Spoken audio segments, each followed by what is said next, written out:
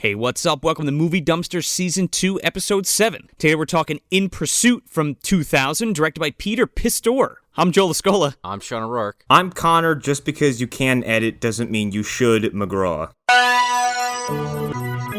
Oh, here it goes.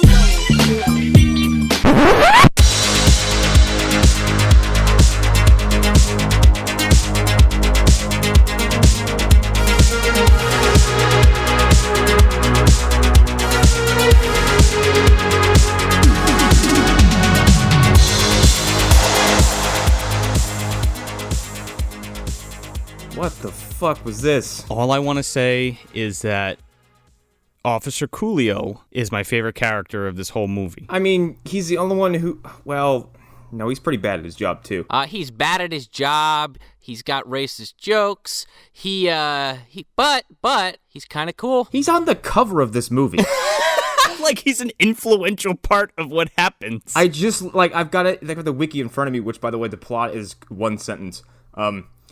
It doesn't even have that much of an entry. And I'm looking at the box art has Coolio's head at the top between Claudia Schiffer and Daniel Baldwin. Yeah, it looks like the cover of Double Team with Jean-Claude Van Damme and Dennis Rodman. Remember that? Oh, a little bit. Why didn't you put Dean Stockwell's face on there? Because Dean Stockwell probably tried to rub this out of existence, this poor motherfucker. It's like he just left halfway through the film and was like, I'll come back for a few scenes or two. Do I need to? Can you blow me up too? No? Well, what happened was he was fucking dialing on his little remote control. He's like, hey, you gotta leap now. We'll never get to the end of the movie. Danny, you gotta leap now. You'll never get to vampires. And then he fucking walks through a fucking light wall and disappears. We gotta get to the point where you're smacking around Laura Palmer for 90 minutes. Going to the future. We talk about Daniel Baldwin returning to the MDU from yesterday's Target, one of our earliest episodes, episode 4 of season 1. And I think this is literally the same character in a parallel universe. I don't know. I think he's still a fucking mutant. He's a Baldwin, so he has mutant strength in this movie. Yes, and he has testicles that are impervious to harm. You got Coolio and Baldwin in this, and, in my research, I found another film that they fucking somehow got together and made called Stealing Candy. Are they, taking candy from children? Is that the crime they're committing? All of that just left me perplexed. When Sean suggested this film, I had never heard of it, right? And he's like, oh yeah, fucking Coolio and Daniel Baldwin in this In Pursuit. And I'm like, oh man, it's a fucking buddy cop movie with Coolio and Daniel Baldwin, but it's not. Stealing Candy is probably what that is.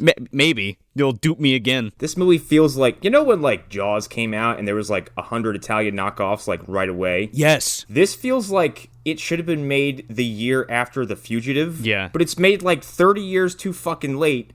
And it's dumb. Yeah, dumb is the word I would use for this movie. Everything is stupid. Everyone is stupid. They say dumb things to each other that I'm supposed to buy as dialogue. And I don't want to keep ragging on someone's life's work, but who's the writer for this? John Penny? Maybe you should consider never writing again. This isn't even a good, AIP movie. No. Those guys responsible for all those crazy action movies, in the 90s, the low-budget action shit. Steven Seagal's Bread and Butter. Fucking Lou Diamond Phillips. Yeah, shit you'd find, Antonio Sabato Jr. in and stuff like that. Yep. So, the plot of this movie is, I'm just going to read right from the wiki entry, an attorney is accused of murdering a powerful man after having an affair with his beautiful wife. That's what you need to know going in. I like how they had to include the word beautiful, they felt that was necessary, whoever wrote that wiki entry. She's fucking werewolfing all over the place, man. She's like, Daniel. I can't believe how in tune you are with me on that one. I didn't kill my husband, or whatever. Oh no, Paul, you is a werewolf. Oh no, you is a lawyer. Yeah, I mean, I guess that's pretty much the plot. There's not much else really to it. Except, convoluted-ass twists. There's so much to break down the first 10 minutes because this fucking gave me whiplash. So, this movie fucking kicks off with Daniel Baldwin giving us this fucking noir-ass fucking voiceover. It feels like someone writing a parody for what they think noir is. Because it's just it's fucking Daniel Baldwin in his smarmiest voice going I was trying to live the American dream. Becoming a dream. Pursuit. Ever run from something for so long, you forget what you're running from?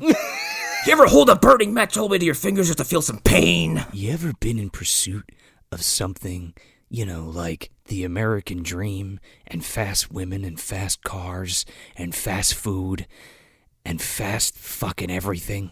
That's what I'm in pursuit of. But you can also be in pursuit of other things, like, I don't know, stuff. White Castle. Cigarettes. Vape juice. The end of this movie, I'm in pursuit of that. I have the script. I got it from yesterday's Target. Actually, he seems to be the most bamboozled person in this movie, so I don't think he came into this with a script. He really does. Yeah. It's like he left it in John Hurt's car. It's like every scene ends with him going, bruh, like, Bum, bum, bum. Well, the whole time he's giving this voiceover, the first shot of the movie is a literal, like, Andrew Kramer fireball at the screen. And then it's, like, overlaid on this, like, fucking beach tide coming in and out. with like someone walking through like a parking lot. It's Yeah. like 3 different filters on top of each other. And all the while Baldwin's narrating, I was like, I don't know what to make of this. I can't make heads or tails here. And this fart saxophone kicking up, like, bwah, bwah, bwah, bwah. Well, you have that guy walk into his car, which becomes important later, but it's like, basically, there's this guy with this Hawaiian fucking shirt on walking by his car. Fucking Al from Quantum Leap. Yep, Dean Stockwell. He decides, I'm not going to go in my car. Daniel Baldwin talks some more, then cuts to some more beach footage. Cut back to a car exploding? I thought he walked away from the car. What are we doing? I don't know. I don't know why this entire opening sequence is here or why it's structured the way it is. Because I don't think the person who edited this film knows what a transition is. No, it's just hard cuts left and right. It's hard cuts left and right, and like I feel like he had footage of like important contextual events, and he was like, "No, we don't need that. We can start it here." He lost it. Oops, I deleted it by accident. Where's that footage? It's like, I didn't think we needed it. I just jettisoned it. It's on the cutting room floor. Save it for the DVD. So yeah, we have this weird opening, and then Daniel Baldwin's smoking a cigarette in the bathroom while washing his hands. And then his face? He pats his face gently with tap water. I'm not sure what that was supposed to do to his complexion or something, but he does it. He's just standing there. He's looking at the fucking mirror in himself, and he clearly is just like the most depressed, sad sack on the planet. Yeah. He looks like if Matt Murdock were worse for wear. Like, Oh, he's a Foggy Nelson, for sure. don't insult Foggy Nelson that way. Foggy Nelson's a good attorney. This guy sucks at his job. I guess. We never really know because everything is just so fucking... Oh, we know, because his one case that we see, the only case we see him, work in this movie is the opening scene, and he just fucking loses. He goes up there, he goes to the judge. He goes, yeah, my client, he's been doing some bad stuff, but you know what? He's a dumbass, so can you forgive him? He's a dumbass with a heart of gold, folks. Give him a break. What? He keeps going on. Reasonable doubt. Remember those 2 words. But that'll be completely outdone by the fact that I called my client a dumbass. Do the one thing no one ever did for him. Give him a break. What kind of fucking defense is this? He's like, come on! It's like he got into a fender bender and he was like, there's no damage, you can just leave. He goes and sits down next to his client, and his client's like, hey man, why'd you call me a dumbass? And he's like, 'cause you are a dumbass. He doesn't even deny it, like maybe for like a hot second, because he sits down with his other coworker Abby, who will be important later in the film. The prosecution might as well be, I'm not sure what fucking side he's on, but the opposing side might as well have jumped up and started exchanging high fives, because he goes up and just gives his, like, what I assume is like his closing statements. It's just the worst thing ever. I think I could do a better job, and I've never taken a day of law school in my life. Well, after he loses the trial, it's like, yeah, sorry, it's the best I could do. And there's this woman in the watching the trial, this woman, Ann Sutton, and she's like part of the prosecution, and I guess she's like a be up his ass all the time. And he's like, you had him dead to rights. You had it on video. Why'd you have to, bring his jacket out? The client said he hasn't seen it in 3 years. And I'm sitting here thinking, a minute ago you called him a dumbass and didn't believe him. Now you're like concerned about his fucking jacket. Yeah, well, that's like a big piece of the evidence in the case or whatever. And then, like, yeah, exactly. There's like video of this guy committing some crime. It's literally only in there so that a later scene can be like, oh, that's a callback. Yeah, or like, oh, she did the old bait and switch to Me Too, but not really. I suppose he leaves this courtroom and then a few hours have passed, and then he's at a cemetery, but we don't know because there's no passage of time shown in this film. No. People just seem to teleport and also have manipulation of time abilities or something. Who did the sound design on this particular moment? Because I switched to 2 different versions of this to hear some audio. There's nothing. There's like a...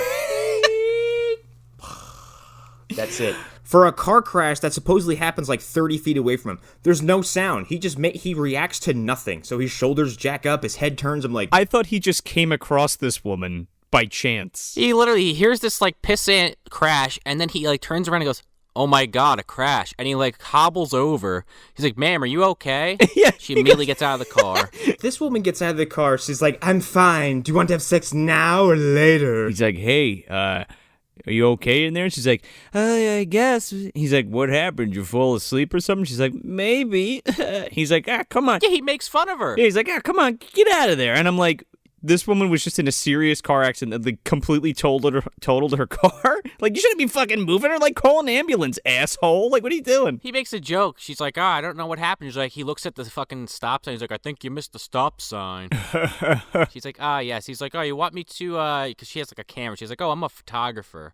He's like, "Oh, I could take some pictures of the accident. You don't want to get sued by somebody." And she's like, "Oh, are you a lawyer?" He's like, "How'd you know?" I'm not that kind of lawyer, though, but hey, fuck it. I'll take a shot in the dark if you want to fuck. I mean, I'm a bad lawyer, so I don't think you really want my services. I'm more or less doing you a favor. So he takes pictures of her, and she, like, takes the camera and just, like, changes the film right in front of him. And then is somehow perplexed later on. And then she kind of offers to sleep with him? She's trying to sleep with him, and she goes, the camera zooms in, she goes, "Want to get blank later." The film skips or some bullshit. Is that what happens? I think he says, I can't be late. And I think she says, "Do you want to be later?" Which is the weirdest, like, one-liner I've ever heard. But it zooms in on her mouth for, like, a split second. Yeah, it does. Oh, there's a lot of very awkward zoom-ins on people's anatomy in this movie. Yeah, and I'm like, what just happened? And then, yeah, so she insinuates fucking him, and he's like, maybe later. And all this time, that fucking fart sax is playing all over this shit. Oh, yeah. It's like, "Bwah, bwah, bwah, bwah." This movie is Spider-Man Noir from Spider-Verse, the character. Everything is dramatic, intense, and all the dialogue is just, like, supposedly dripping with this, like, sense of, like, faux noir, I guess is what you can call it, because it's not really, because it's just dumb and stupid, and I would never refer to this as noir, not to insult that entire genre of storytelling. It starts off as noir, but then, like, that just kind of tapers off in the next 10 minutes. And then it becomes a chase movie. And then it becomes like an action movie. And I'm like, what the fuck? So we never see him leave this crime scene, this crash. We never see this woman leave because slam cut number 3, and Daniel Baldwin's just in his fucking car, his tie's undone, and he looks like he's been drinking for hours. And he just picks up this flask and just takes a swig, and then immediately gets pulled over. I'm like, why did he get pulled over? It's like the cop's like in a really obvious spot, and he like just sees him and just still sligs it down his throat. Cops like, this asshole's driving with his fucking roof down, and he's fucking just pouring a swag up to a flask up to his lips. Yeah, and he's just like, oh, damn it. And he gets pulled over. Ah, shit. Of all the things that could go wrong. I don't know, Dan, maybe don't drink and drive? Slam cut to the precinct, and he's getting his pictures taken, and he's getting fucking printed. And then here comes Officer Coolio. Oh, man. Who calls him a half a spick? Yeah. He's like, who is this guy? What's his name? Alvarez? And he's like, yeah, he's a half. Coolio kicks the fucking door down, and he's like, yeah, he's a half-breed, half spick, half cracker. And I'm like, holy shit. I wish he rapped all of his dialogue. Oh, that would have been great. Imagine if, like, Coolio entered this scene. He was like, 1, 2, 3, 4. Get that half-breed on the floor. Gotta get up. So then slam cut once again. Coolio's just, like, casually walking fucking Baldwin to his jail cell, I guess. Yeah, apparently they're friends or something. Yeah. By the way, I guess, like, the filmmaker was like, Mr. Coolio, can you, like, change your hairstyle for this role? I mean, you're supposed to be a police officer. He's like, yeah, sure, no problem. And he just, like, you know how, like, Coolio has those crazy fucking braids, like, sticking all over the place? Now it's just, like, cropped to his head in, like, a mohawk? They're tied to the center of his head. And they're just, like, what the fuck? He looks like a frayed string. He's cosplaying playing as a cop, just walking around this fucking precinct. He's constantly has that nightstick out, too. I don't think he puts it away once. And then they start delivering plot that just, like, comes out of nowhere without any context or setup or anything. And they're just like, yeah, it's weird they held you overnight for a DUI. I'm like, it's been wait a minute, overnight? It's been 2 minutes. Yeah. Because Coolio is exposition man who walks up and he's like, yeah, it's pretty weird they're going to hold you overnight for a DUI. He's like, or Baldwin says that, and then Coolio's like, you think you're just here for a DUI? And Baldwin's like, what's that supposed to mean? You're like, you ever heard of this guy, Wells? Well, he died because someone blew up his car while he was in it. Bye. And then we slam cut to Daniel Baldwin in an orange jumpsuit. This scene killed me because basically it's the guy from the beginning who walks up to his car and walks away, and then you see the explosion, except this time, same exact scene, but he just gets in the car. What was the point of the first scene? I don't get that. To throw you off? I don't know.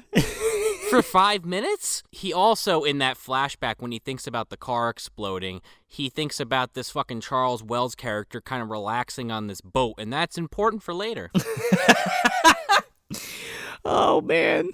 Okay. Oh, I just have to say one thing. When Coolio asks him if he knows Charles Wells, he goes, he gets real quiet. He's like, I don't like him. He's a son of a bitch and a liar.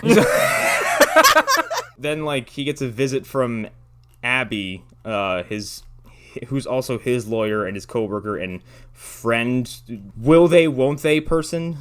So yeah, he's in an orange jumpsuit sitting in this, like, giant pink room? It looks like a fucking studio apartment. What are we doing here? There's like a fucking ladder and shit. They really got their money's worth out of this set. This is a less convincing prison than the one from Ricky Ho. Oh, yeah. And that's just like a Walmart with prison bars.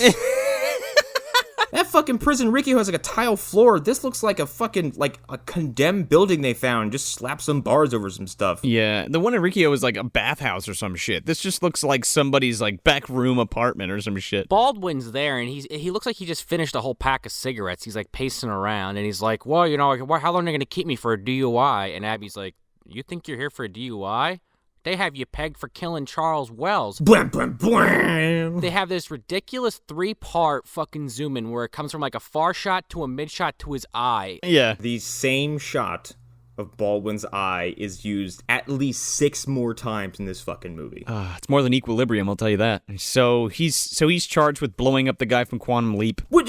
And as far as we know, based on no fucking evidence, because no one's telling us anything. No one's coming to give us all the details as the audience, the viewer. Like, he's in jail. It's not like he's being held somewhere in, like, a holding cell. So he's been processed and convicted, and he's in jail. And it's like, wait, what? Well, Abby tells him that, you know, oh, they think because you guys are having an affair, you and Wells' wife. And she's like, is that true? And he just sits there all, like, quiet. He's like, yeah. I fucked her a lot. And she's like, did you cross the border last night? And he's like, no. And she's like, I know you don't like Mexico. He's like, I fucking hate Mexico. Dirty water, dirty whatever. What does he say? We're gonna build a giant wall around Daniel Baldwin. Listen, we're gonna keep Daniel Baldwin out of here. We don't want him here. Just put him on the other side, and we're gonna make Alec pay for it. Abby goes, I thought you hated Mexico. You called it a shithole. He goes, yeah, shitty water, shitty language, shitty place. And that's how you know this movie hates Mexico, because that line is uttered at least 2 more times, and people's perspective of Mexico in this movie is very strange. I'm half Mexican, and I'm just gonna shit all over it. Bye. I don't speak the language, even though I do. Oh, fuck that. That's how I cope with it. This whole movie, he's like, I don't speak Spanish. I don't speak Spanish. So, yeah, he's accused of, and then just, like, fucking just caves and says, like, yep, fuck that guy's wife a whole lot. Yep. And then she's just like, great, I can't help you, see ya. And then Coolio comes in, he's like, man, I don't know why you didn't hook up with her sooner. And I'm like, what are you talking about? Well, you know, Daniel Baldwin, he was talking about chasing women in the beginning. I guess. That's all these two think about, man. And then he's just like, yeah, I can't protect you in here, so keep your ass against the wall. And then he fucking leaves. Is that a prison rape joke? Yeah, sure is. Yeah, kinda out of nowhere. Ha ha! It's always the funniest of jokes, right? Not a sensitive subject at all, clearly. Yeah. Yeah. Before Abby leaves, he's like, he remembers the pictures that he took of that woman, and he's like, oh, the pictures, the fucking film, I'll get the film, that'll clear my name. And he's like, it's in my fucking car, glove box, but they impounded it. Okay, so why doesn't she get on a phone and call the fucking like place where it's impounded? How would photos that he took that he is not in offer an alibi? He tells Abby that he has an alibi, was that he fucking met this woman with the car crash, and that's why he says, oh, I got to get the film roll to show that I'm not making this up. So she can testify that he was there at the time of the explosion. Exactly. But then she's like, oh, well, it's impounded. And he's like, then she's like, oh, well, that's evidence for the case. And then he's like, fucking Sutton's gonna take it. Right, because he has like this vendetta against Sutton, but going back to his previous case, I guess. And then she's been like, a problem for him for years, Or something. Yeah, he thinks that she like plants evidence on people to like convict them or some shit like that. Like that's the whole thing. So Abby leaves, and then Coolio has that exchange that we just talked about, and then like Claudia Schiffer struts her fucking pink plastic clad ass to this fucking jail, and she's like, "Hi, I'm here to see my friend." Every inmate, because she just walks through like Gen Pop, basically. Like, they're all just staring at her. Every inmate becomes the wolf from the Tex Avery cartoon. They're just like, oh yeah. Like, well, for a guy that's been arrested possibly for murdering a guy with a car bomb, he sure gets a lot of alone time. he gets alone time in a big fucking room. Well, Coolio is leading her on, and he brings her to this fucking room where Baldwin's waiting. And he's like, I'll be back at 6 o'clock. Yeah, be good, kids. What? He has some really weird dialogue in this movie, if that's not already aware. Completely nonsensical. He probably improv'd all of this. That's hilarious. If he did, I hope he did. So Baldwin's like, why, what'd you kill your husband for? And she's like, I didn't kill my husband. If I killed him, if he's dead, then I don't get any. I signed a prenuptial agreement, and if I killed him, I don't get any money. So why did I kill him? And he's like, well, I'm locked up now because they think I killed him. She's like, well, that's stupid because I don't get any money. So what's their motivation? He's like, why'd you kill him? She's like, why you kill him? I don't know. But it's like, yeah, that kind of makes sense. Like, what are they gaining from his death? Like nothing. Yeah, and they talk about how, we were going to run off together the same night that this happened, and, then Daniel Baldwin's like, oh, actually, man, we shouldn't talk about this here. Yeah, so then fucking Baldwin tells her about the pictures, and he's like, oh, I fucking, there was a car crash, and I took pictures of this woman, and she's my alibi. You gotta go get the roll of film. At the impound that is now under jurisdiction of the police. Like, why isn't Abby going there right from the fucking prison? I don't know. Why doesn't Abby go right to Sutton and tell her that? Yeah. That's why I said everyone in this film is bad at their jobs. So then she's like, I didn't kill him, and I will get the film and get you out of here. And he's like, okay, let's fuck. And he fucking grabs this woman and throws her against a ladder, and they start fucking on the ladder. They're using it as a prop. There's a ladder just propped up in this fucking room as if, like, a maintenance worker just left to go get, like, I don't know, a soda from the fucking vending machine or something. Yeah. It's just up. It's just in the middle of this fucking room. There's just a fucking ladder. They're straddling it. They're grabbing onto it. Oh, this was so, like... gross. He just shoves his face down into her crotch area, and she's just writhing, and it's all filmed with his... I don't want to be that close to his face, okay? Eat my pussy on the ladder. Thank you, Daniel. We get a repeat of that fucking fireball overlay on top of this. I guess that's supposed to mean orgasm? I guess, because he's eating her for like a solid 2 minutes, and she's just moaning, and Coolio's hanging out outside the door fucking whacking off like, man. And he's like looking in the fucking door, and he's like, oh man, this guy got charged for murder, and he still gets more pussy than I do. He's like laughing, and he's like just shuts the fucking like little door. We cut from Coolio back to, fucking Daniel and Catherine here finishing up, and Catherine's putting her lipstick on. Smoking a cigarette. And then I guess he's like, going on about, oh, please, you got to get the film. And she's like, hey, remember the body you were just inside of? And I don't know what that was implying. But Coolio comes in, and I think I said this a few weeks ago, saying sometimes I wish this was a video podcast. But he comes in, he puts his hands together, and he goes, okay, kids, it's 6 o'clock. I want to go home and have sex too. And then leaves. Which honestly is a pretty appropriate reaction, because God knows how long they were in there, and he's just sitting there like, I have stuff to do. Like, checking his watch, like letting it go on until they're finished. I could say something, but man, this guy's my friend. For no reason. Like, how did he help this guy? We go way back. Then we get our second prison rape joke.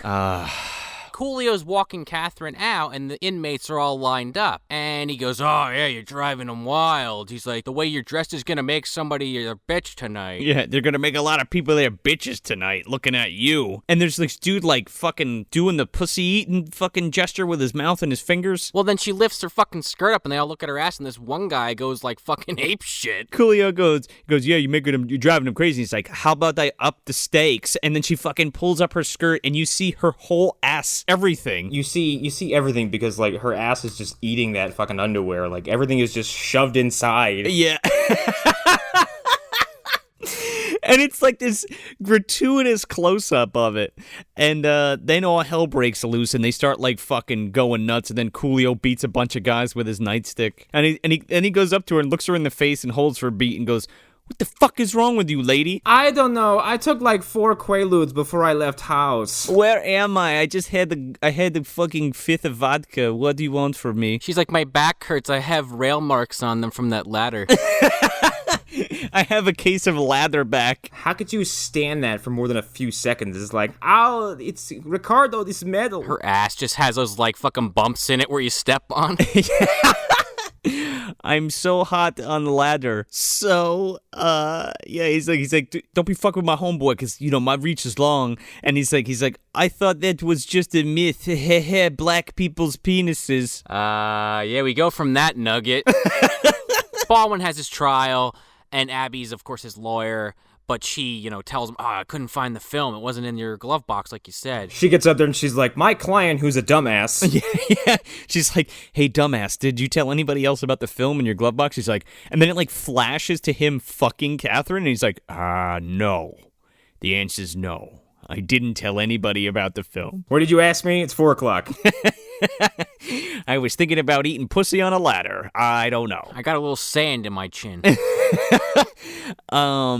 And then Sutton's on the defense, is she not? Yeah, when she has this fucking old lighter of his that he apparently has engraved, and he's like, oh, fuck, how'd they find that? They found, like, his ladder at the scene, and that's how they blame him. Yeah, they find his lighter, she's like... You see his ladder at the scene? Yeah. We know you fucked on this ladder. This is your sex ladder. Your Honor, when he sees this ladder... he starts fucking. Exhibit A, the ladder. Exhibit B, the stain he left. And then Exhibit C, his engraved lighter that we found at the scene of the explosion of Charles Wells. The judge is like, who fucks in a ladder? What? Anyway, guilty. Yeah, and then he's like, I haven't used that lighter in 3 years. And it's like, remember that when you said to that guy, when that guy said he hadn't worn that jacket in 3 years? That's a callback to 2.5 minutes ago. With that other Mexican guy that I was defending and lost his fucking case for. Speaking of, Daniel Baldwin, when he gets on the phone, he's trying to get in contact with Catherine because the fucking film wasn't in the glove box, and it's like, this phone number's been terminated. He's like, son of a bitch. Yeah. And this fucking dumbass guy comes down this, like, staircase. Enrique. And he has a shiv to his neck. He's like, hey, you fucking think I'm a dumbass, Holmes? And he punches him in the face and holds him up against the wall with, like, the knife to his neck. And he's like, and then he, like, confesses. He admits to all his crimes. Yeah, he's like, I planned a bunch of them and we robbed a bunch of shit. And then Coolio fucking runs up the stairs and beats the piss out of this guy with a nightstick. He hits him in the back of the leg with it. Yeah. We're back in the studio apartment. The fucking ladder's still there. The paint buckets and the fucking under construction tape is still up. Is this his cell? Because shit. I guess. We never actually see him in the cell. It's a fucking luxury cell. If that's the case, it's gorgeous. It's got a nice bright pastel wallpaper. It's spacey. It's got a table for him to sit at. It's got a clock. Fucking Ray Liotta's making gravy in the back. I can't remember how he puts 2 and 2 together, but he's like, hey, I remember that movie Die Hard, and he fucking crawls up into the vents. Yeah, and I guess the reason this ladder has been propped up the entire time is so we just make sure we know we remember it, because there's a shot of it just positioned perfectly beneath a vent that doesn't look like a human could fit through it. And then it just cuts, and then Coolio comes in, and Daniel Baldwin's gone. He's like, son of a bitch! And it just cuts to fucking Daniel Baldwin's fat ass crawling through a fucking ventilation shaft. I was just gonna say, how did he squeeze his fat fucking ass through that vent hole? Is he like fucking Tim Allen in the Santa Claus? It's like a bowl full of Jell-O. Well, the thing that kills me is Coolio doesn't figure it out right away. He, like, gets another guy who's like, did you let him out? Yeah. He's like, no. He walks in, there's a ladder and a ventilation shaft, and he's like, how'd he do it? Well, he goes up to it and he hits it like the Fonz, and the thing just falls down, no problem. He's like, ah, shit! Why did we leave this thing in here? Who did this? This fucking Rick McClane climbing through the fucking vents. Ricardo McLean. He comes up to a fucking air vent with a propeller, and he just sticks his arms in there. And I'm sitting there thinking, well, it's thank God that was like plastic, because you'd be losing a couple of fingers otherwise. Let me tell you something. This fucking fan would just chop his hand off. He wouldn't just like touch it. Like he sticks his hand in it and it like fucks his hand up. But he's like, god damn it. And then he fucking uses his mutant strength and then just punches his arm into it and stops the fucking fan. At least Idle Hands had the sense to fucking stick a shoe in there. Yeah. So he uses his fucking Terminator arm to stop the goddamn fan.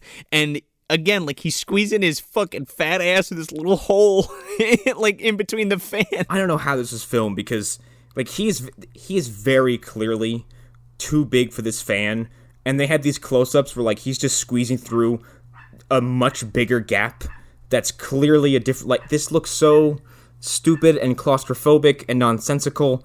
And then he crawls this fucking vent, and then he drops down. Where does he drop down? He, like, fucking Andy Dufresne's into this, like, fucking washroom or, like, laundry room or some shit. Yeah. He fucking parkours up this wall and then runs and jumps out this fucking window onto... like, literally on top of a barbed wire fence, and then falls over. He jumps out of this fucking window and crotches a fence that's got barbed wire on top of it and barely reacts. And it's the clumsiest looking shit you'll ever see. He hits it and he's like, eep, ooh, and then just fucking hits the ground. Well, he just barrels over the top of the fence, not a single cut on him. But not a cut, he doesn't cut his clothes, nothing. And then just fucking hits the dirt, like, runs for a minute, and then everyone's like, oh, escape con, blah, blah, blah. And He's like Ted Bundy, fucking escaping the Colorado Police Department. Out of the fucking library?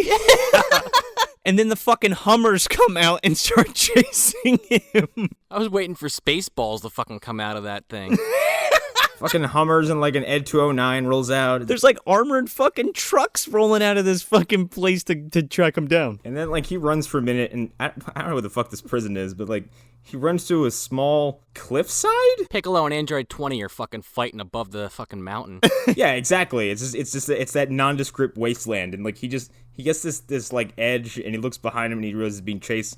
So he just jumps off, and then his fucking fat ass, like, just hits the ground and just eats shit. He just beefs it. Gets up and just somehow manages just outrun everybody. Yeah, a fucking rattlesnake bites him in the ass. Yeah, he like drops to this cliff and like this fucking rattlesnake is about to bite him and he's like, God, he jumps off a cliff. And then he hears them coming. By the way, these cops don't have German Shepherds. They have literal bloodhounds, like hound dogs, like Bumpus's fucking dogs on leashes. Then there's like one cliff, and this cliff has to be at least 20 feet, maybe more in the air, right? This motherfucker jumps off and just lands and just rolls out of it, and he's like, I'm fine. I'm like, motherfucker, your legs are broken. I'm assuming he's somewhere between, like, 5 and 6 feet. Like, dude, just dangle off the edge and drop. Like, it's gonna hurt like a son of a bitch, but you just ran and jumped off this fucking cliffside. Well, he's got the adrenaline pumping, man. It's like it's like The Fugitive, but, like, he just sucks at everything. So, like, even his escape attempt is filled with just, like, mistake and goof after goof. But somehow the cops are even worse than he is, because he fucking stumbles around until he finds the deportation center, and he just, like, waves some random dude over, and it cuts, and the cops show up, and they, like, try to make you think he got on the bus that's going out, back to Mexico, and the cops chase down the bus. The deportation officers are like rounding all these people up and putting them on a bus. He's like, bueno, no bueno. Get in line. Get on the fucking bus. And then, like Sean said, we see this dude walk on the bus with like a plastic bag, and you're thinking, okay, that's fucking Baldwin. So the cops are like, fuck, he's on the bus, stop the bus. And then the fucking Hummers like basically like run this fucking bus off the road, and they bring the Bumpus's dogs on the fucking bus, and they sniff it out, and they find out it's just a t-shirt. Meanwhile, Baldwin like runs into this fucking random campsite in the middle of nowhere. Yeah, he just finds this magically. And, like, is going through this person's tent, like, while they're sleeping and, like, taking their clothes and, like, their backpacks and shit. He looks at, like, this wad of, like, $200 or $300. He's like, all right, score. He goes, ah, yes. And he fucking kisses this, like, stack of money. Then he breaks into this fucking house or something, this building on the side of the road. It's like a bathroom of a convenience store or some shit. Yeah, and he looks in the mirror at himself, and he gets a fucking flashback to the first scene when he was looking in the mirror. Yeah, like that was supposed to mean something. Like, I used to be a lawyer. I used to be a really bad lawyer that smoked cigarettes. I was a lawyer, damn it! He had no injuries on him, and now all of a sudden he has these two very distinct cuts above his eyebrows. Yeah. That make him look like a fucking cartoon character the rest of the film. Yep. This fucking truck pulls up, and somebody gets out literally for like a second, and I don't know, gets a Coke from the Coke machine, and then like jumps back in the car, and he's running towards the back of this truck, right? And then the scene just cuts. You don't see him jump on the car or anything. It just cuts to him crawling in what looks like the back of the truck. That's what I thought. And I'm like, okay, like he just dove in the back? I was like, okay, he just like dove in the back?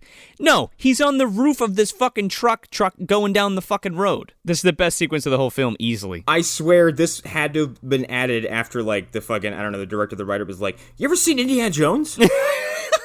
It just had to be a cougar. He opens the he looks down the road and he sees that ahead that there's cops. He's like, ah, fuck. And he like opens the back of this truck and like jumps down inside. And there's a fucking cougar chained up in the back of this truck. Thank God it was chained up. I mean, I was sitting there wondering why they were going to chain this fucking thing up. They're moving it anyway. Okay, chain or not, this thing should have killed him. It fucking goes after him and bites him in the shoulder, and he like falls over in the corner. In fact, I think the cougar might be the thing that actually gave him those forehead cuts. Now that I'm thinking about it, it might not have been all the other shit. So the cop stopped the truck, and he's like, and the cops are like, hey, who are you? Where are you coming from? And the guy rolls the window down, and he's like, I don't know. The guy rolls his window and goes, Yeah. He looks like stoned as hell. He's like spacing out, and the cop's just like, you okay there? He's like, yeah, man. Yeah, where are you from? I don't get the point of this character because the woman next to him is like, we're conservationists and we just came from the fucking Whitechapel Forest or whatever. Like, is that a dig at like environmentalists or some bullshit? Like, I don't get that either. Fucking tree hugging reefer smokers. Damn hippie. Now the fucking cougar like takes a bite out of Baldwin and he falls over in the back and they're like, what the fuck was that? And then this fucking woman's like, all right, look, we have a cougar in the back. And he's like, what the fuck, a cougar? And then all of a sudden you hear like the cougar sound like, meow, meow. And then one of the other cops goes, yep, sounds like a cougar, chief. Think about what you're saying right now. And then we're talking about a movie where Daniel Baldwin gets arrested and falsely accused and breaks out of jail and a cougar attacks him. In the back of a truck. He's in the back of a truck with a cougar. How does no one hear the, like, you should hear the scuffle. Like, you should hear both parties involved in this. You see, like, row. Yeah, sounds like a cougar. Ah, my shoulder. That sounds like a cougar, too. They do. But then they're just like, all right, move along, get out of here. And he drives away in the back with the cougar. These aren't the cougars we're looking for. Exactly. So then I'm thinking, like, all right, this motherfucker's just gonna, like, fall out of the side of the truck. Nope. He's like, all right, out through the indoor, and then like jumps up and grab, because in the back of this fucking truck is a cage. There's like a tarp over it, but it's like a cage. It's like a covered army truck, and there's a cage in the back, and he reaches his hands up and grabs the top of the bars and tries to like monkey bar to the opening, the hatch. And as he's going to the hatch, he's not even hanging a foot off the ground. Like his whole body's just suspended in air. So I don't know why he's monkey barring, right? This fucking cougar jumps up and like bites him in the dick and is like ripping his pants off, and he's just like, ah, shit, and he's swinging around from the fucking bars with this cougar attached to him, and somehow manages to shake it off and crawl out the top of the fucking truck and then just like fall asleep on the top of this truck as it rides into town. You can't even give him credit for this escape because it's just a series of like really fortunate outcomes for him, because this is like the goofiest thing I've ever seen.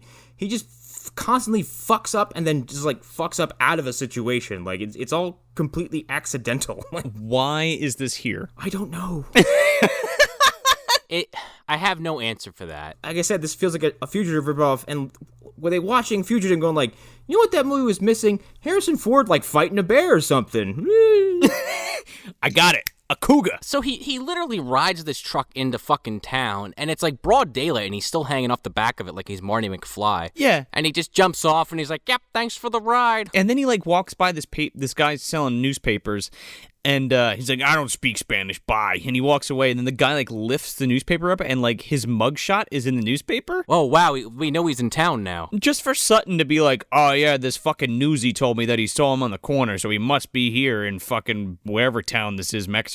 Sutton's police work looks like she just waits for other people to hand her information. She's like, well, better go, I guess, talk at somebody. So, yeah, he sneaks into the fucking funeral, and now he has, like, this amazing jacket. I guess he spent that guy's fucking money he stole on a nice jacket.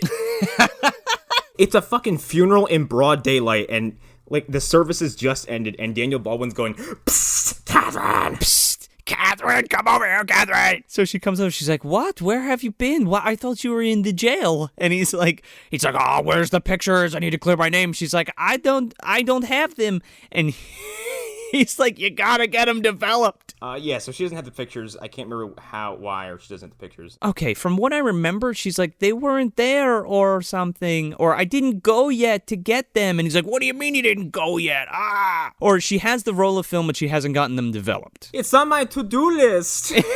I just crossed this funeral off. Now I'm going to go to 1 hour photo. She was like, Sutton kept knocking on my door, kept asking about it, so I couldn't do anything about it right away. What was it, like... Is he home? No. All right, I'll be back in 10 minutes. Just walks around the block.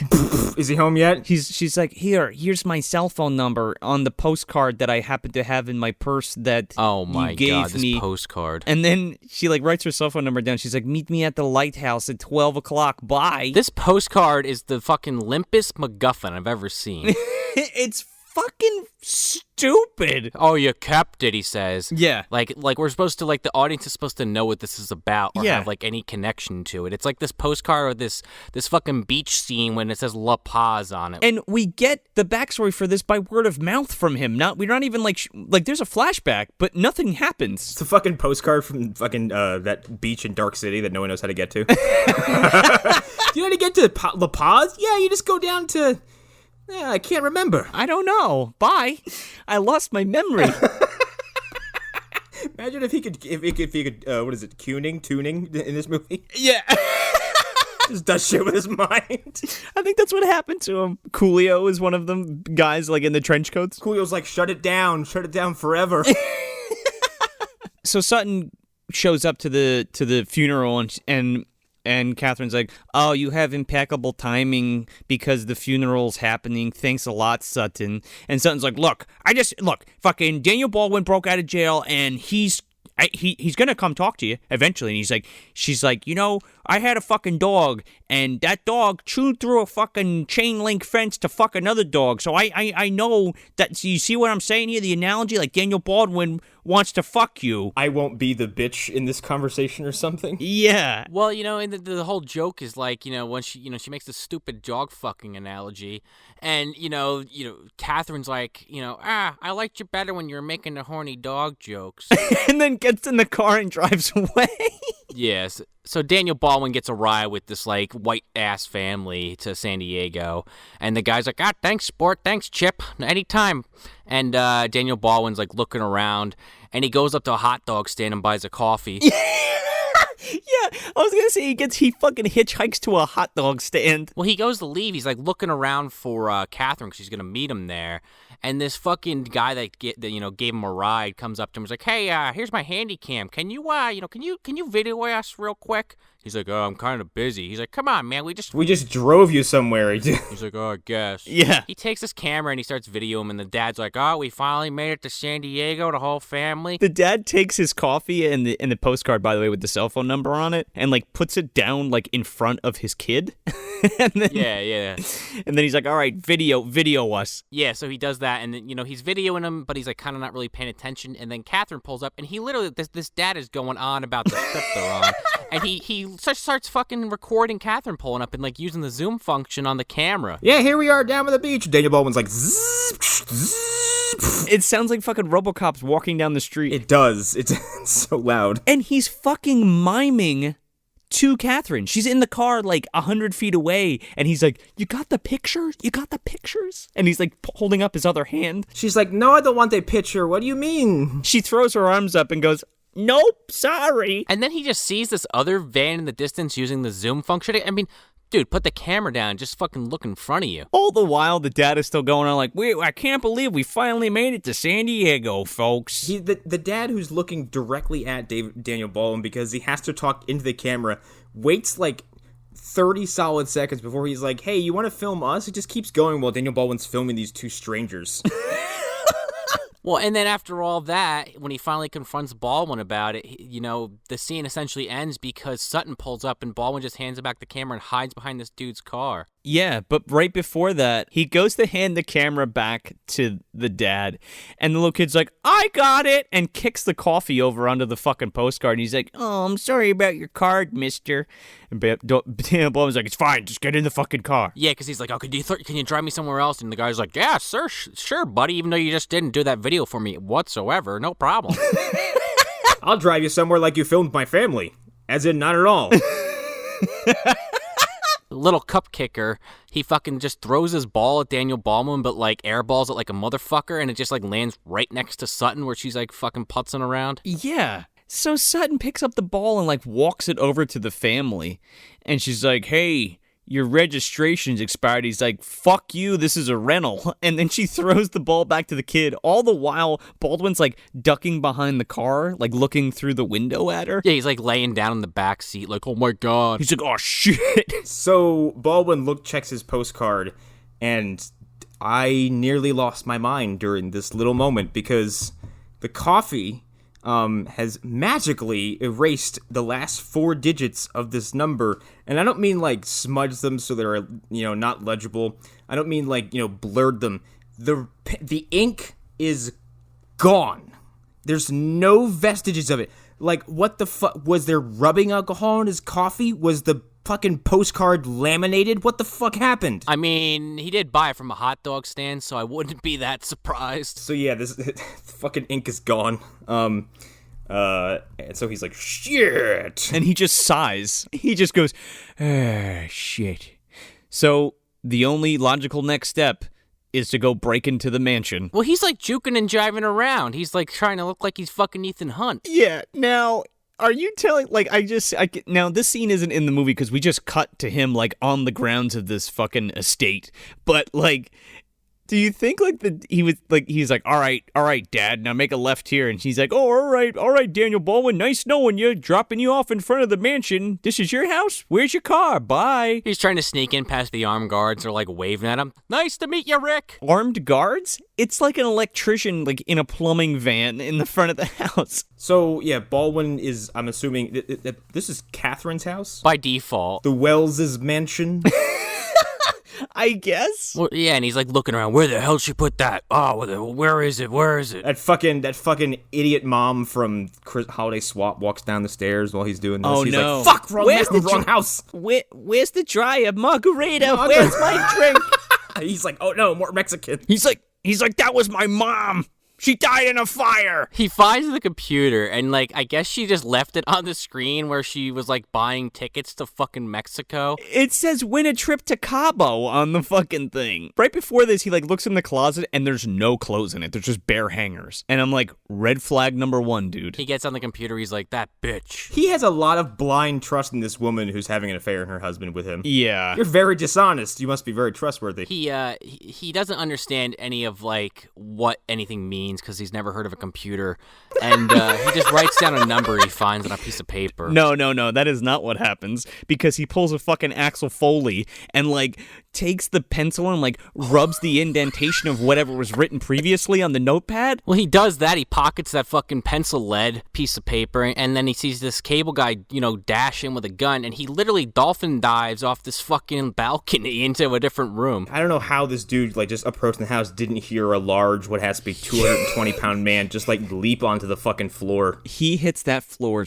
he, like, belly flops. I know he hurt himself when he did that. Was this like Daniel Baldwin's like, "I can do all my own stunts"? They're like, "Can you?" And just, all right. I mean, you physically can. Doesn't look very good. Like, listen, Dan, we don't want you to hurt yourself, okay? And he's like, I got this. And he just fucking falls flat on his fucking face. Director's like, this stupid piece of sausage. Like, Yeah, he does kind of look like a sausage. Oh, by the way, I think the reason that the guy... So the electrician gets out of his van and he, like, breaks into the house with a gun drawn. I guess he was, like, an undercover cop. And when Daniel busts the fucking... door open, he punches through the glass, a silent alarm is tripped. Oh, right. Yeah, you're right. But, like, why would the guy immediately run upstairs? And then Daniel Baldwin just, like, kind of hides behind the couch for a second and then, like, spins around and goes out the back door. So the alarm had to go off, send a message to the cops. Then the cops had to call the guy in the van and be like, get in there! Somebody's broken into the place! so yeah, then Daniel just fucking escapes out the back door. Well, he escapes and he just sneaks into, it's like a weird fucking POV shot like he's the killer of a fucking horror movie of him watching Abby, like, get into her apartment. I mean, he might as well be. He just fucking, bum rushes her at the door. She's like, oh my God! Scares the shit out of her, puts the old foot in the fucking door as she's closing it, and she's like, hey! He's like, you got any cigarettes? I need some booze! I usually get him from Coolio, but he's not around. He's miles away. So he runs Abby down on what's happening, and she kind of believes him, but not really, and she's like, well, everybody wants these fucking photographs, okay? And that's what's gonna clear his name, the fucking photographs. Well, she's the first person to make a logical point. She goes, who's to say these aren't already destroyed? He's like, well, it's my only hope, so I hope not. Exactly. And then, he like starts to explain, like, what's going on, and she immediately calls Sutton. She's like, you're an escaped criminal.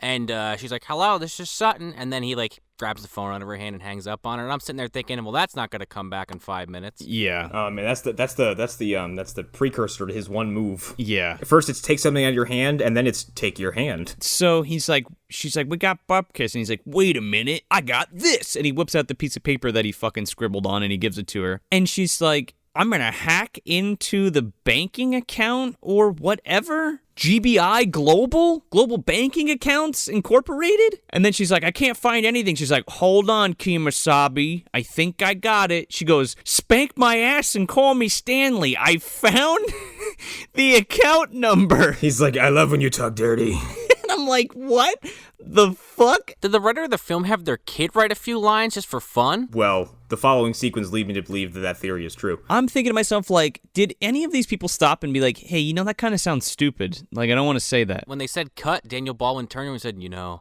that line you just improvised was just, one of the best. I really like that. They find the account and where it's supposed to be, and they're like, all right, I traced it back to this other person at this fucking textile company. And then him and Abby go to this fucking biodome ass looking building. Do you remember Biodome? Barely. No. Okay. The entryway and the outside of that building looks exactly like the outside of this building. And I'm like, that's another Baldwin movie. Here you go. She goes in there and she's like, gives a fake name to the receptionist. And the receptionist is like a real whack job. She's like ripping the paper out of her hand. Oh, this fucking cat woman. Like, this and the cougar scene share a lot in common because, like, in the middle of your, like, sleuthing movie about a man trying to clear his name for being falsely accused of blowing up a wealthy man, and, like, weird sex scenes, it's like, let's introduce some comedy to this movie. Yeah, and it's so off-kilter. Like, am I supposed to laugh at this because you're making a joke or because it's stupid? Abby has a cat in a previous scene, and, this receptionist, as, Abby's waiting, says, oh, calico cat. And Abby's like, huh? Yeah, excuse me? She's like, oh, the hair on your jacket. She's like, oh. I didn't notice. She's like 60 feet away from her. Yeah, a cat lady knows her fucking fur, man. Calico? She's like, I remember my cat. It's dead. Little Lula, the cat. I was going to buy a new one, but I'm so broken up about it. It's okay. I have 13 more. So the phone rings, and she picks up the phone, and she's like, oh, huh? Okay. And then her fucking eyes narrow at Abby, and she's like, yep, got it. She's like, Miss, what's her name? Miss Alexander. Yeah, Miss Alexander. She's like, Miss Alexander's not here, even though I told you she just was. But, I can take your name and your number and all that shit. And this woman gets up and, like, gets all up in fucking Abby's shit. And she's like, I need your number. You can't leave without telling me. She's like, nope, I'm good. I'll just come back later. She's like, no. And then, she, like, yells at the security guard. She's like, Paul, stop her! And Abby like runs out of the Biodome building, and this guy runs down the ramp and goes, stop you! And then just never pursues her after that, and she runs to her car. Yeah, and then Abby runs across a fucking ice lake and, goes under some guy's leg, and she gets away. Wow! She gets back to her apartment, and she's basically like, yeah, it didn't work out. But I think Catherine's in on this, so maybe that's the way to figure this out. How dare you? She's an honorable woman. Yeah, I love her. And then apparently Abby has like a secret crush on this fucking guy. I guess there's like this unspoken thing, like Coolio dropped a hint in the beginning of the movie, but like I guess like they've been working together and they're just like, they just never got together even though they love each other secretly or some bullshit. Because they work together, I guess. Yeah. Then there's like another bit of comedy here where she's like, I got chased by a thing and this woman, this crazy cat lady did this thing and Miss Alexander's not there and something. How did I had a crazy day at the office, honey. And I'm like, this is fucking, stop. It's like a 5-minute chunk of like the most boring thing you could possibly think of in a weird ass Daniel Baldwin movie. Yeah, it just keeps getting weirder from here. Now Sutton fucking knocks on that old door. She's like, I 69'd you. What? Oh, excuse me, I star 6'9'd you. I 69'd you. Not yet. She's like, oh, I'm sorry. And Sutton's like, I mean, do you want to? What? Nothing. I'm leaving. Sutton's dropping hints all over this conversation. Baldwin's like hiding in the fucking closet, but he's got like the door open for some odd reason. Right? Just close it. And Sutton's like, can you get me a drink of water? I'm parched. And, Abby's like walking to the sink, getting to the water. And it's like, fucking Baldwin's eye line's meeting both of theirs. I don't know how he doesn't get caught. And the cat, like, is pawing at him. And she's like, what's with that cat in your closet? And Abby's like, whoa, just, he wants one of the sweaters. Yeah. And I'm like, oh, Boris, get out of there. You're a dead giveaway. And, like, Baldwin, like, hands her a sweater, and she, like, dangles it in front of the cat. And she's like, all right, I don't know. Maybe he wants another sweater. And then just, like, takes the cat and, like, throws him away somewhere. She throws it out the window. She's like, anyway. So Sutton's like, so have you heard from Daniel Baldwin? And she's like, nope. And she's like, yeah, well, I gotta let you in on something. We found these recordings of him and Mr. Wells, and guess what? He was blackmailing Mr. Wells for $10 million. And she's like, okay. And she's like, yeah, well, I just, we should work together. We're two strong women in our field that's dominated by men, and, we can work together on this. She's like, I don't wanna. You're an asshole. She's like, well, your breasts are nice. Bye. No, she goes, nice tits. That's exactly what she says. She goes, nice tits. Pregnant pause. Just kidding. See you later. And then leaves. She goes back to her car and cries. She's like, nice tits. What were you thinking? Yeah, way to blow it, Sutton. So, then, Rick kind of stumbles out of the closet and is like, okay, she's gone. Great. And she's like, well, can you explain yourself? He's like, explain what? She's like, the conversation you just overheard? He's like, don't fuck with me. Yeah, pretty much. First, he's like, all right, don't worry about it, blah, blah, blah. She's like, just tell me or I'm telling Sutton. And he fucking grabs this woman. He's like, don't fuck with me, lady. I swear to God, I will smack you around for the next however long is in this movie. She's like, what are you going to do, hit me or something? He's like, oh, shit. I actually, out loud when this happened, she's like, what are you talking about? Like, when she confronts him out loud, I was like, no, Abby, don't do it. It's Daniel Baldwin. He's a crazy drunk. He'll punch you. He will hit you in the face. Well, she asks Rick, she's like, why the hell were you in Mexico? And he's like, I can't say. And she's like, if you don't tell me right now, I'm going to go get Sutton. And he's like mulling it over, and she just is like, fuck this. She goes to the door, swings it open, and she just yells, Sutton. Yeah, down the fucking stairwell. And he's like, all right, look, I did do the blackmail thing, but I'm not going to explain everything just yet. Sutton comes up. She's like, oh, so like dinner at 8 or what? And she's like, no, you forgot your Advil. And she hands her the fucking bottle of aspirin. And she's like, oh, and she's like, is that it? And she's like, no. Nice tits. Just kidding. Door slam in the face. And then Sutton walks away with a smile on her face like, yeah, maybe. Pats herself on the back. Baldwin finally breaks down and starts copping to this blackmail thing. I have to give a perfect visual for how the twist of this movie enters the film. like if you were sitting at a dinner table and Batman crashed through your skylight is how this twist enters the film. It's it's not a surprise and like, a dramatic turn. It's a surprise of like, what the fuck? What do you mean? Yeah, I was like floored. My fucking jaw dropped open. Because he's like, it all started in La Paz, and he takes out this fucking postcard, and it like zooms in, and it transitions to like the scene on the postcard, like a like a comic book transition or some shit. The visual storytelling here is so weird because he like comes onto the beach and he's like, hey lady, he's talking to Catherine. This is before they met, and he's like, hey, I found this postcard. I am using it as an excuse to say hello and ask you if you want to fuck. And she's like, yeah, I like the fucking. I'm painting right now, though. Here, I'll take your postcard. And he's like, it's not cheating if nobody knows about it.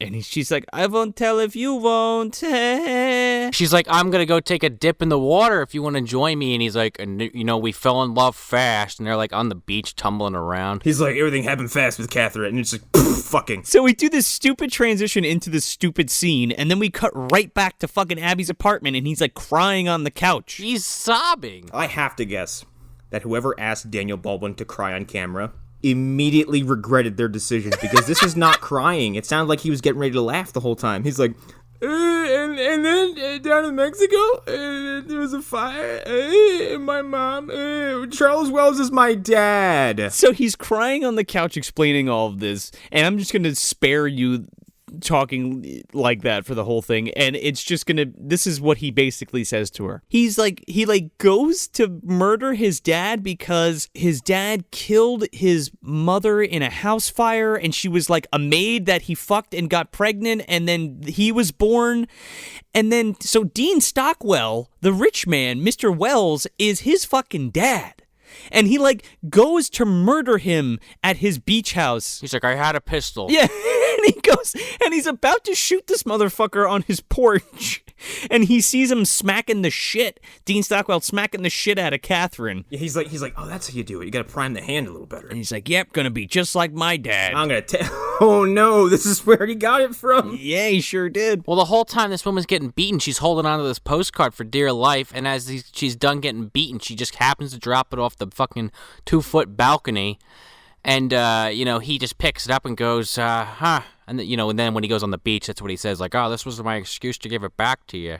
Didn't want to interrupt. He made that out to be such a romantic thing earlier when they were in the mausoleum. He's like, oh, you got that postcard when we first met. And I'm like, that was awful. The postcard that's directly tied to trauma. Yeah. He's like, I see you kept it. She's like, you won't let me get rid of it. You better have that postcard in your purse all the time. Where's the postcard? I don't know. Where is it? Don't fuck with me. When he got with Catherine, he found out that this guy's got dirty money. And yeah, he's going to, basically he has his accounting book somehow. And he's going to call the IRS on the guy. Well, he said he was Dean Stockwell's fucking over the IRS, and he basically has cooked books, and somehow Daniel Baldwin had access to that. And she goes, wait, you called him on the telephone to blackmail him? He's like, yeah. And she's like, why didn't you just do it in person? And I'm thinking to myself, yeah, Abby, this guy was just about to go murder this guy in cold blood. But he won't go talk to him and blackmail him? Like, to his face? He could have gotten it all done in one visit. Yeah, with the gun and everything. You come to find out that, the deal where he was going to do this money transfer for the blackmail was the same night that he supposedly got blown up. And he was, waiting by his computer to, do the instant transfer. That was what his plan was. Instead, he got drunk and fucking went driving. Yeah, so he was, on PayPal and ready to hit the fucking button. But he never got to his computer, and Dean Stockwell never made the transaction. What a lame reason for just, a plot development not happening. He's like, well, I was going to use my computer, but I forgot. But I went to the cemetery to see my mom and then got pulled over for drunk driving. It's kind of all my fault, really. There's no one else to blame but me in this situation. Even though the whole fucking plot of this movie was to get revenge on my mom, instead I went to her grave and forgot all about the other plot. Well, after he breaks all this down for Abby, they go back to the fucking bank or what have you, and they're just waiting for Miss Alexander to come out, and they're bullshitting in this convertible. And, she comes out, and, surprise, it's the fucking woman from the beginning that fucking, got into an accident. Who I thought had just dropped from the movie until this moment. Oh my god, this sequence has so much to pull from this, because it features a Daniel Baldwin special. because he jumps out of the car with Abby, runs over to this woman's car, jumps in, and just goes, ah! Yeah, he's like, Abby's like, wait, let's follow her to her house first. And he's like, fuck this shit. Fuck that. I got me a woman to yell at. He jumps out of the fucking car and opens the car door and goes, where's Catherine? She's like, who? What? What are you talking about? He grabs her by the arm. He's like, don't fuck with me. Where's Catherine? He's like, I don't have anything else to lose. She's like, okay, she's in fucking La Paz at the fucking bank or some shit. And he's like, I knew it. This woman hits the gas, and I guess because Baldwin's not wearing a seatbelt, he like flies backwards. He goes unconscious for half a minute. She crashes into this car, and then he like falls forward and hits his face on the dash. And then she jumps out of the car and like pulls this fucking old woman out of this car and throws her right on the ground. And then she's like, get the fuck out of the car. She jumps in and then just fucking hits the fucking gas. And then this giant truck my God. just fucking slams into the driver's side and it fucking turns her into mush. Oh, well, okay, it would, but every shot of this car after the impact, there's not even a dummy in the front seat. This car is very visibly empty the entire time. And then, like, as if that's not funny enough, because I'm laughing my ass off. I'm like, there's nobody in that vehicle. There's no one in that vehicle. Not even a fucking crash test dummy with a blonde wig. Baldwin runs up to the car, and this thing, 1 explosion, 2 explosion, 3 explosion, 4 explosion. This car blows up like 18 times. It was fucking great. Whoop. And even as the car's exploding, there's no one in the front seat. There must have been like 4 cameras on this goddamn thing because each cut is like right before it explodes each time. He dives on the ground and then he gets up and fucking like backwards rolls into Abby's fucking convertible and he's like, come on, after him. So he fucking jumps into the back of her Jeep and they take off, and she's basically like, oh, we're fucked, she's dead, we don't have a witness, we don't have the photographs, and she's like, we gotta get to Catherine because she has the photographs. And then he's in the car and Abby has another like rationalization, like, do you think that Catherine's fucking you over here? And he's like, no, she wouldn't do that. She loves me. And then I guess they drive to a private fucking airport or something? I guess that's what this is. It's like right on the border. It's this private airport, this airfield. And then Abby explains to him that, like, this guy she, like, did a favor for, like, got him his green card, owes her a favor, and he'll fly him to La Paz by the morning. This is where their fucking relationship kind of comes to a head, and he's like, oh, you really care about me, don't you? And she's like, no. And she's like, yes, you do. Come here, kiss me, baby. And they start making out, and she's like, no, not like this. And he's like, okay, later we'll talk. Bye. And then just gets out of the car and fucking, like, rips open a fence and then goes under this bridge and, like, sees these motherfuckers, like, singing Kumbaya or some shit. I don't know if this is political commentary or just a bad joke from the 90s, but he fucking bumps into, like, literally people fleeing Mexico into America. And then there's, like, he comes across this father and son singing in Spanish and are huddled over a fire. And Daniel Baldwin walks up and speaks the language he has claimed 3 times to not speak. Even though shitty language, by the way, his words. Even though I love my mom who is Spanish, I don't get that part of this character. It's a self-hating half-Spanish person. I guess, yeah, it's like denial or self-loathing. Get some information from these people that we don't know because there's no subtitles, and then just kind of fucking wanders off. We get this shot of what I can only imagine is like a really famous port in Mexico, and then an airplane, and it's that guy dropping him off in La Paz, I guess. He's like, thanks, buddy. See ya. Tell Abby I said hello. Yeah, give my love to Abby. Bye. And then I guess they just fly away, and he goes into La Paz, and he runs to the bank.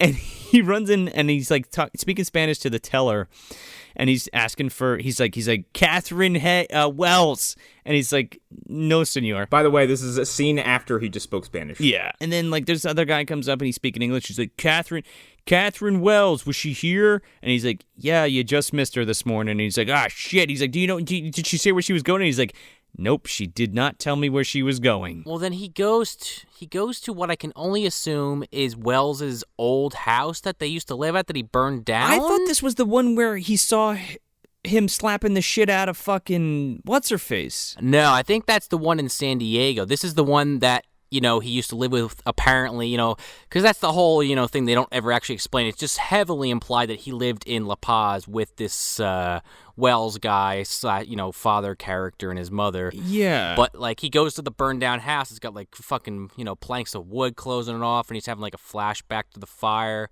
with an overlay of his mom laughing with a fire behind her. Yeah, the flashbacks where it shows Charles Wells, like, holding him there. Wells appears to be the same age and is wearing the same Hawaiian shirt in the fucking flashback. They shot all of Dean's scenes in one day. Well, he goes to his old burned out house and gets all depressed, and then he just goes into town and just starts having fucking drinks at a local bar. He's eating fucking tortillas and getting shit-faced. Oh, yeah, he's really got a sense of urgency here. Like, all hope is lost, and then he remembers Dean Stockwell kicking it on his fucking boat, and he's just like, oh yeah, the boat, and he gets up. This boat is a fucking enigma. How many floors are on this thing? Dude, the fucking brig of this ship, or the bow of this ship, is like fucking 6 levels. You get a front shot of this boat, and it just looks like a regular, like, speedboat. Like a luxury model, sure, but not pretty standard. Yeah, and then Baldwin gets in this thing, and there's like a fucking living room and a den, and there's an upper story, there's an upper deck, there's a lower deck. It's a fucking yacht, right? And there's like a lower deck where there's like, there's like a mini bar and like kitchen and places to like lie, like a bed and shit.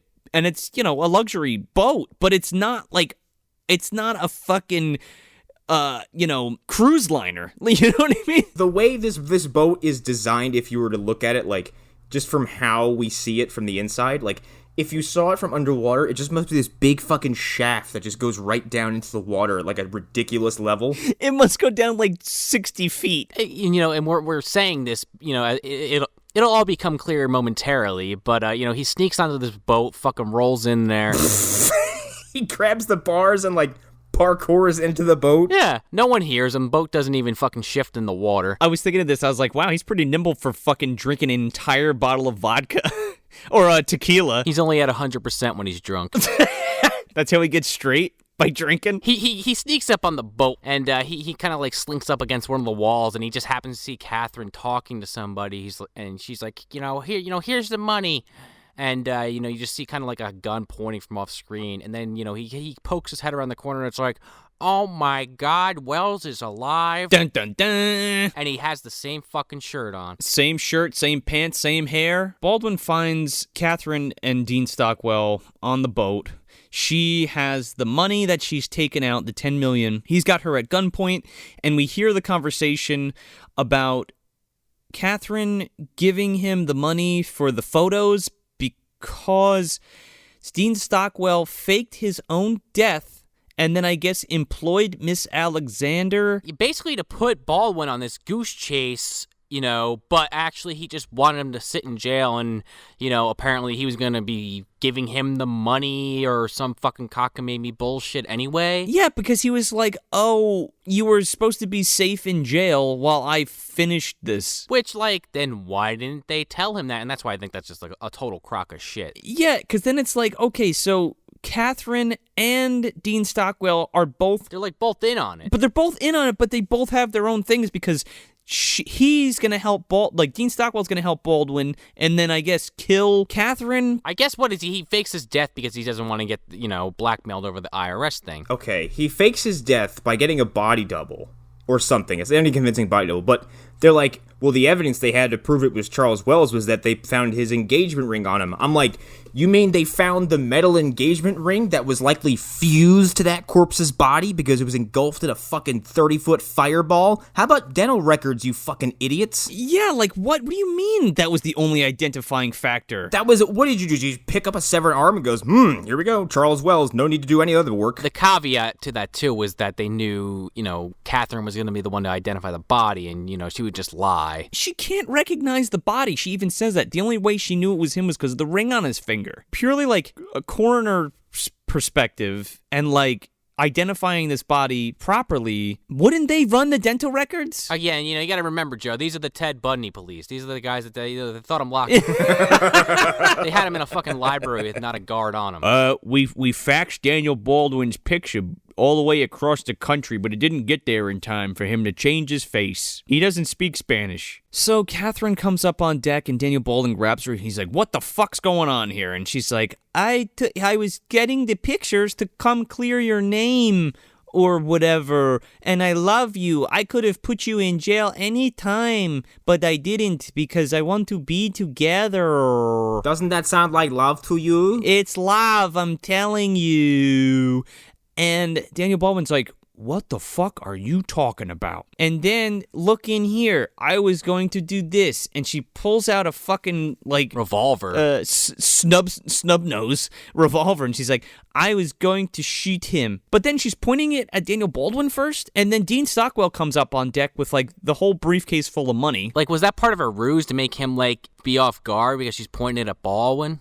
Because, like, yeah, she's pointing at Baldwin and, like, Wells comes up. He's like, Catherine, what are you doing? Stop, put that gun down, in regards to pointing it, like, at Baldwin, as if to say, like, there's no reason for him to get hurt in this situation. Then why did you motherfuckers set him up in the first place if the long game was not to hurt him? I don't know. And he's like, don't shoot my son?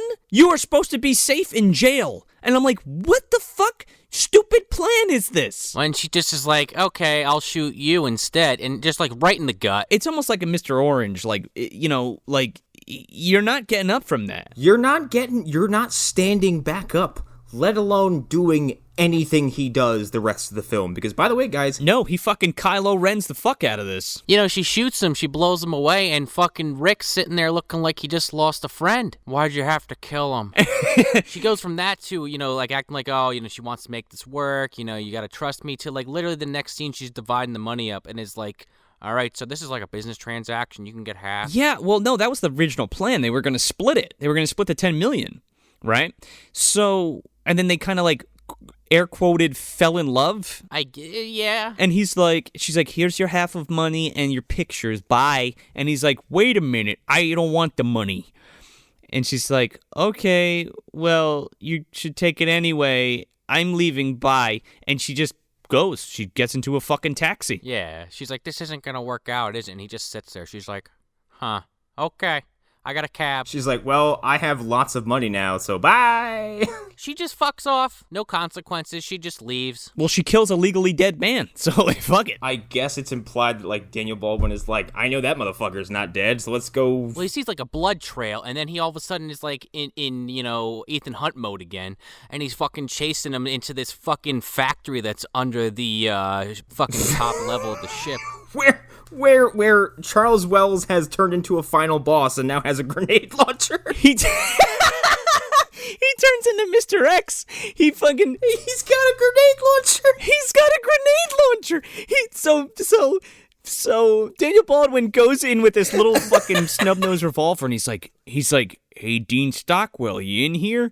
And fucking Dean comes out of a closet in the sub-basement of this fucking... Here's Daddy. And he fucking shoots a grenade into the side of the fucking boat and blows a hole in it? What is this boat made out of? Corkboard? Why the fuck did that shell not just go off inside of there? It didn't explode, it just blows a hole in it like it was a giant bullet. It just blows a little, it goes thunk and goes right through the fucking wall, and then water starts pouring in. I'm like, if the boat is made of the same material as that wall, this thing should have sank ages ago. It's like he shot a fucking bullet bill out of it and it went right through the fucking hull. Well, he does that, and then, you know, Baldwin, you know, he wrestles the fucking gun out of his hand, and then, you know, this guy picks up a rubber-ass looking fucking axe off the wall. By the way, why is this fight happening? Catherine shot him. Daniel didn't do anything. I know, and he's trying to kill him, and I'm like, why is he trying to kill him? And Dean Stockwell's a nimble little motherfucker, man, because he's swinging this axe around, kicking fucking Daniel Baldwin in the dick and shit. And then I guess some oil gets spilt on the water or something? He knocks Baldwin into a corner, and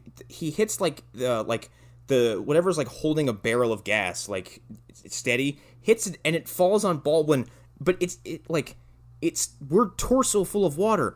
This thing hits the water, so like it's floating, and he's like, and it's acting like it's crushing him. Well, then, you know, then that oil spills, and he lights like the top level of the water on fire, and then on top of that, he's got this thing fucking, you know, bringing him down to the bottom level, you know, to the floor. So he's pinned underneath this fucking barrel, and water's pouring in, and he's slowly, like, not being able to breathe because he's gonna drown.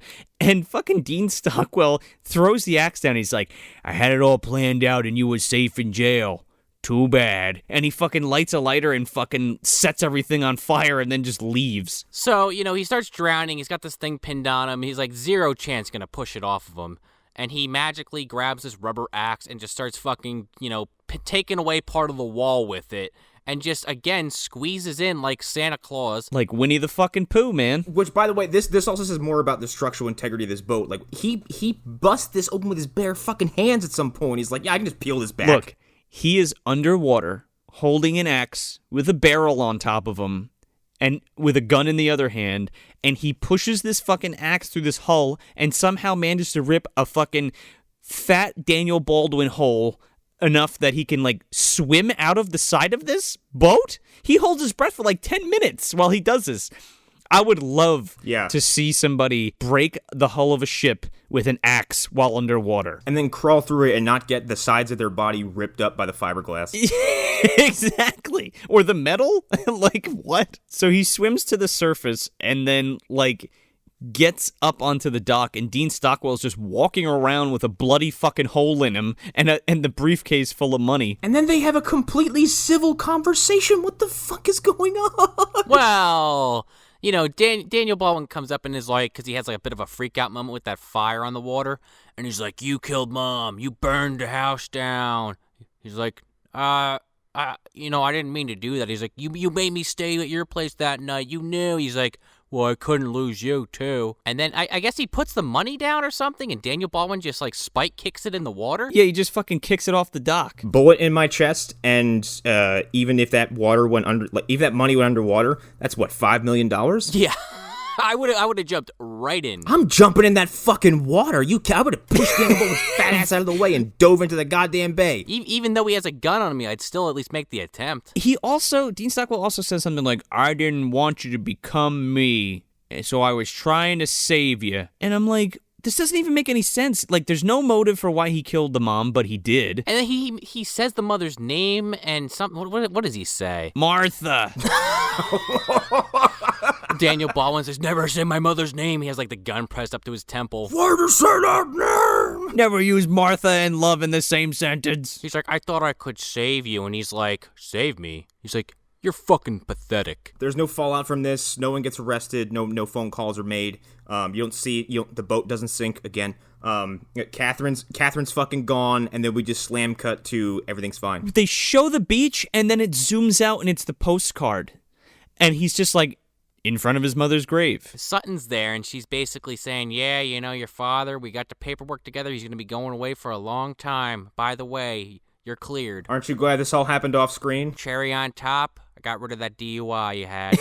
Even though you escaped from jail and you're a convict. I didn't get rid of your escape from prison, the property damage you caused, the break and entering, the car theft. The whole IRS scheme that you were a part of. Yeah. The $10 million that's just missing. So yeah, Sutton's there and she's like, got rid of the DUI. And she's like, your wife is cool. You're real lucky. I wish I can have a wife like that. He's like, it's not even my wife yet, but okay. And then she just walks down the hill. And then Abby comes up the hill. And he's like, wow, you look beautiful. And she's like, really?